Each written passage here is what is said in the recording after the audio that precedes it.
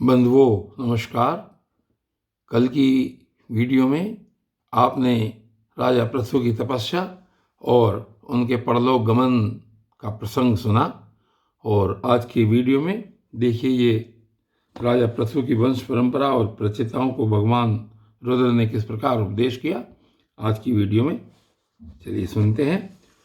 श्री मैत्रेय जी कहते हैं कि विदुर जी महाराज पृथु के बाद उनके पुत्र परम यशस्वी विजिताश्व राजा हुए।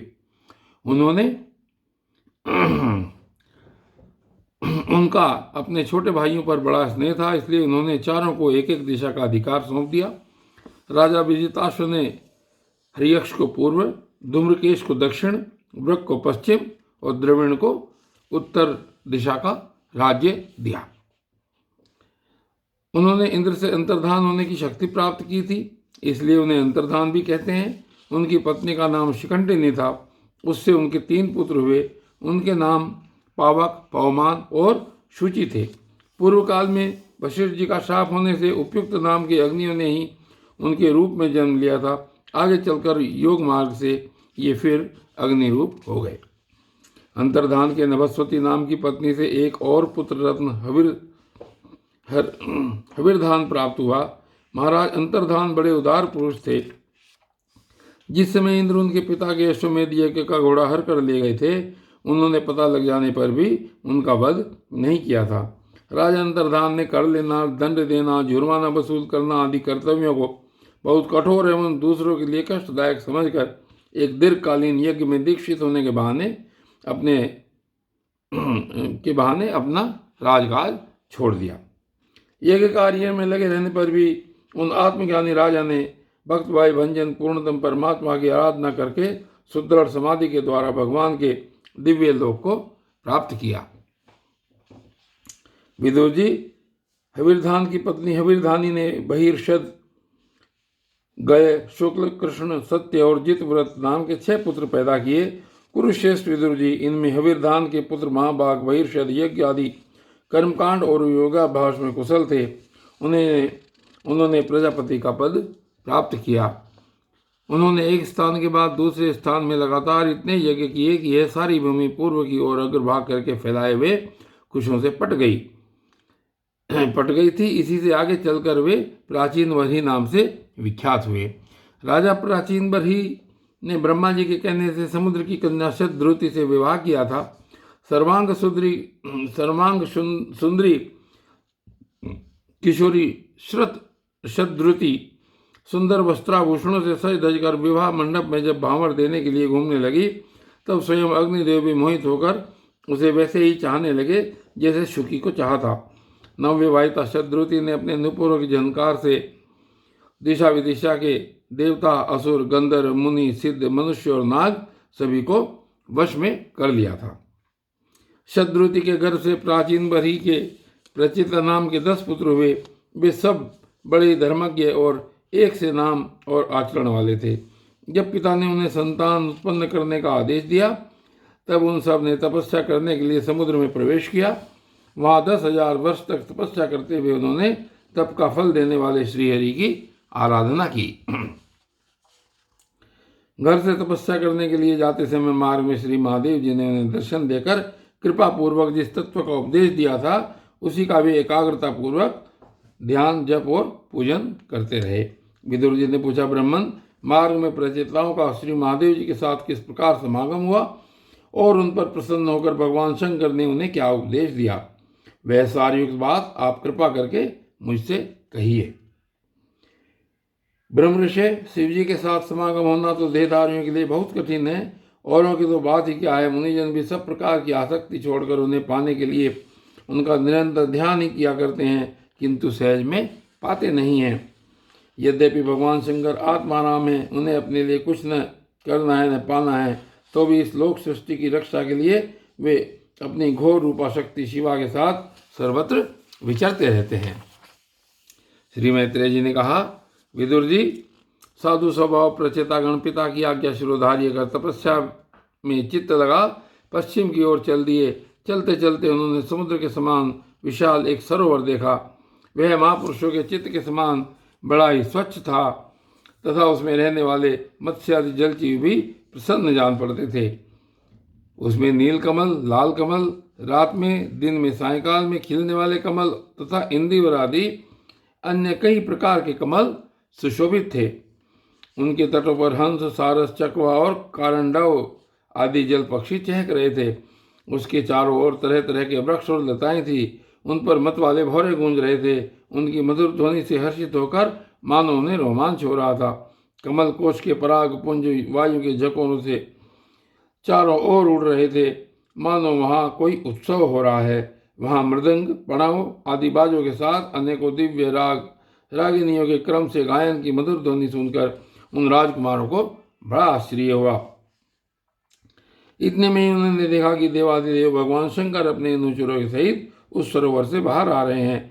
उनका शरीर तपी हुई स्वर्ण राशि के समान कांतिमान है, कंठ नील वर्ण है तथा 3 विशाल नेत्र हैं। वे अपने भक्तों पर अनुग्रह करने के लिए उद्यत हैं।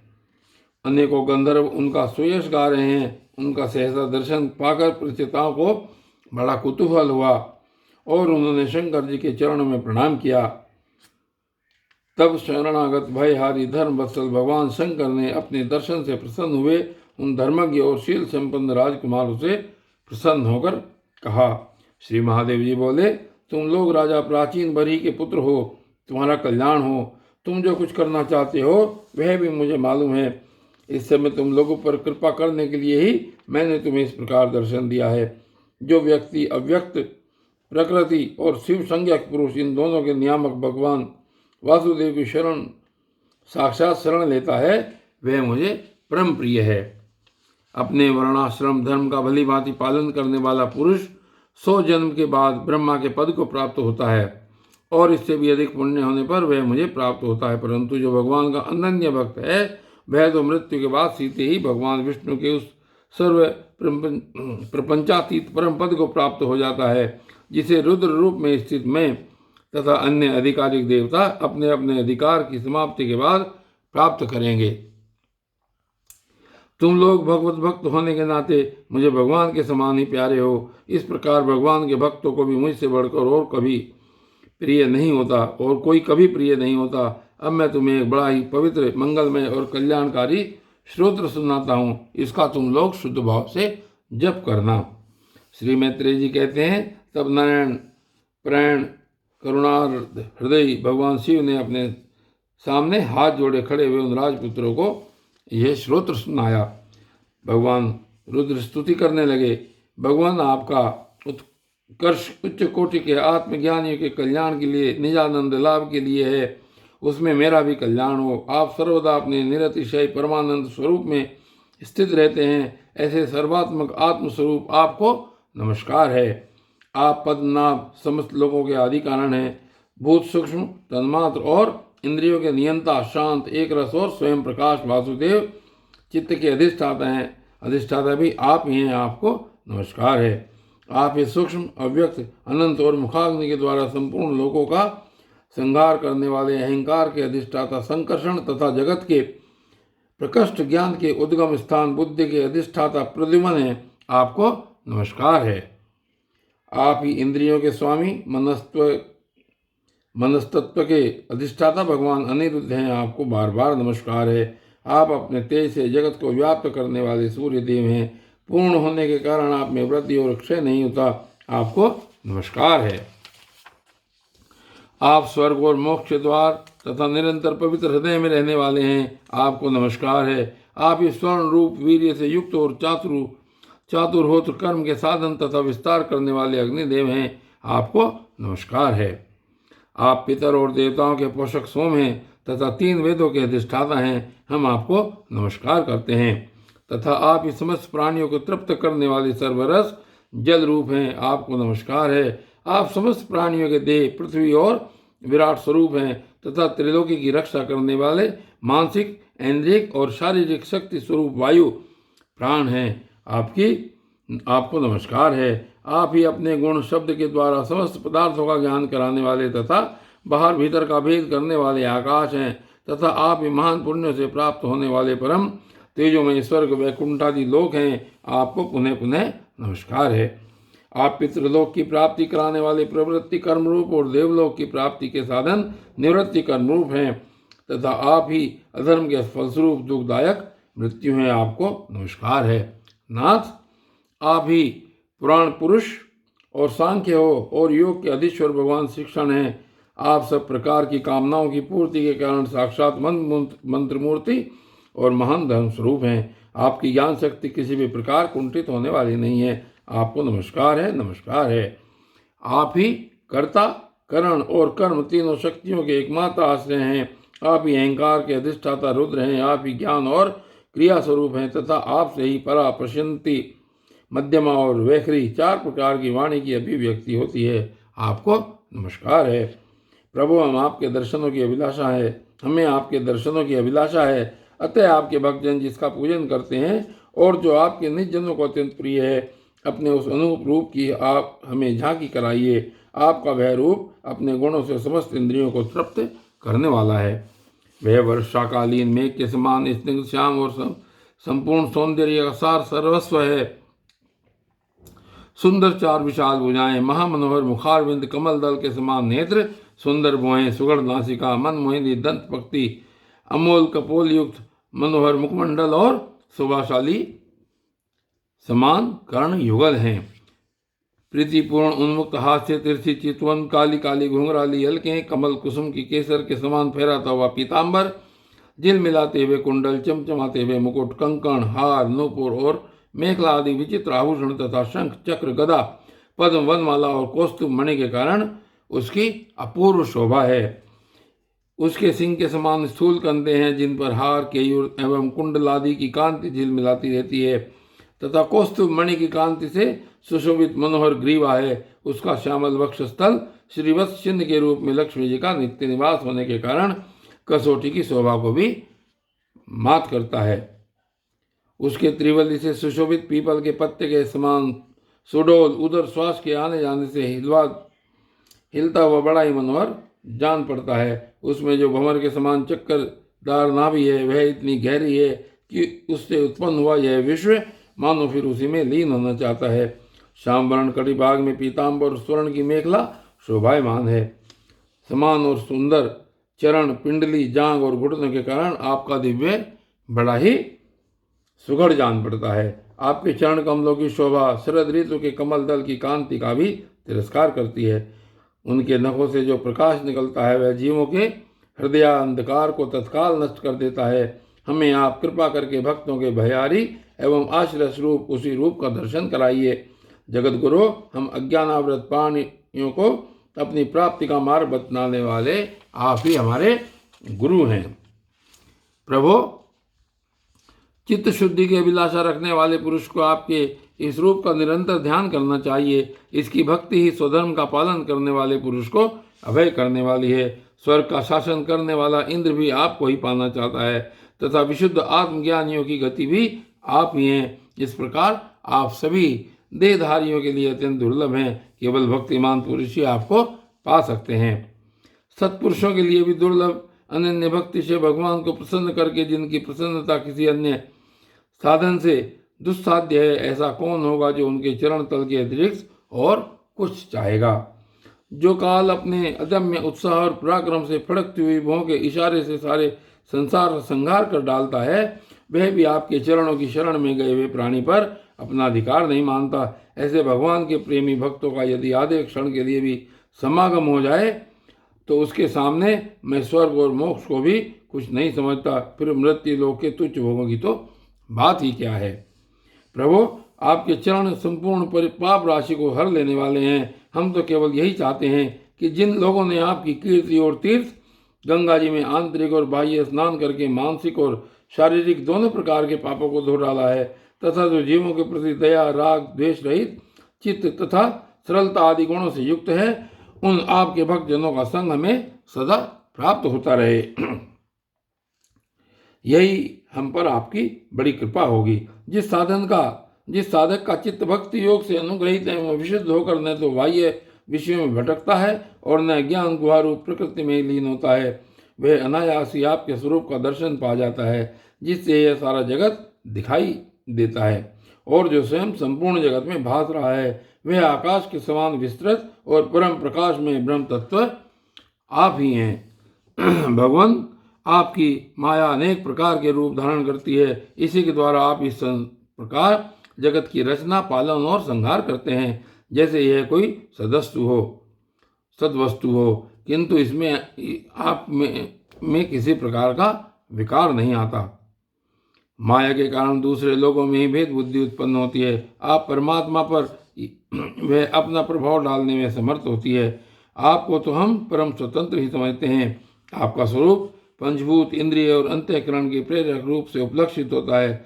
जो कर्मयोगी पुरुष सिद्धि प्राप्त करने के लिए तरह तरह के कर्मों द्वारा आपके सगुण साकार स्वरूप का श्रद्धापूर्वक भली भांति पूजन करते हैं, वही वेद और शास्त्रों के सच्चे मर्मज्ञ हैं।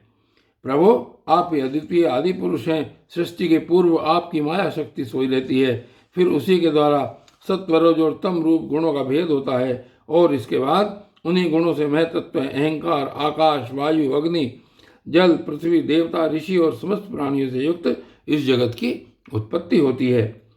फिर आप अपनी ही माया शक्ति से रचे हुए इन जरायुज, अंडज, स्वेदज और उद्भिद भेद से 4 प्रकार के शरीरों में अंश रूप से प्रवेश कर जाते हैं, और जिस प्रकार मधुमक्खियां अपने ही उत्पन्न किए हुए मधु का आस्वादन करती हैं, उसी प्रकार वह आपका अंश उन शरीरों में रहकर इंद्रियों के द्वारा इन तुच्छ विषयों को भोगता है। आपके उस अंश को ही पुरुष या जीव कहते हैं। प्रभु, आपका तत्व ज्ञान प्रत्यक्ष नहीं अनुमान से होता है। प्रलय काल उपस्थित होने पर काल स्वरूप आप ही अपने प्रचंड एवं असह्य वेग से पृथ्वी आदि भूतों को अन्य भूतों से विचलित कराकर समस्त लोगों का संहार कर देते हैं। जैसे वायु अपने असहनीय एवं प्रचंड झोंकों से मेघों के द्वारा मेघों को तितर बितर करके नष्ट कर डालती है।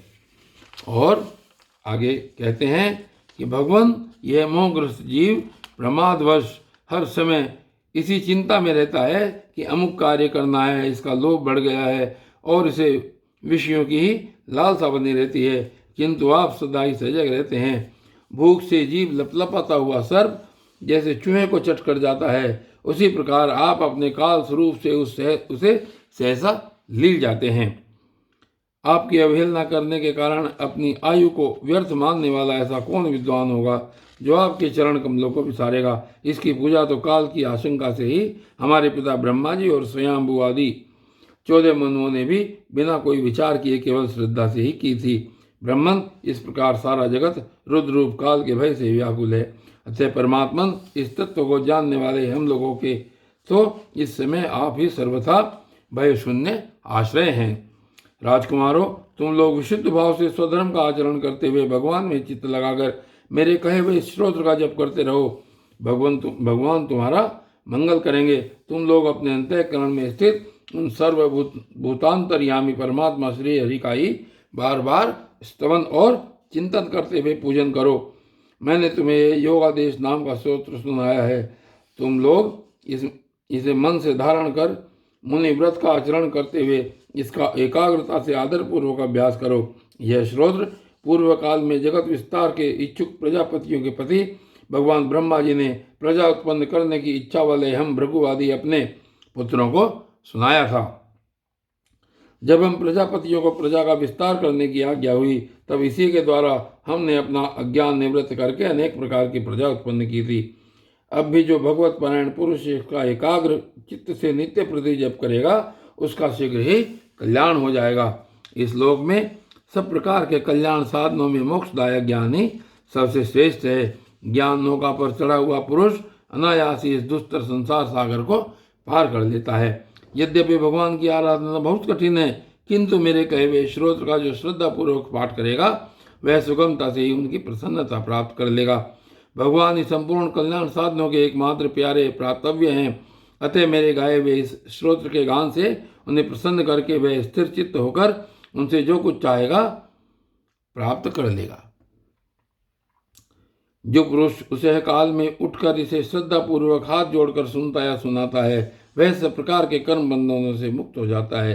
राजकुमारों, मैंने तुम्हें जो यह परम पुरुष परमात्मा का स्तोत्र सुनाया है, इसे एकाग्रचित से जपते हुए तुम महान तपस्या करो। तपस्या पूर्ण होने पर इसी से तुम्हें अभिष्ट फल प्राप्त हो जाएगा। और बंधुओं, आज की ये वीडियो बस यहीं तक। कल की वीडियो आगे चलेगी, तब तक के लिए धन्यवाद।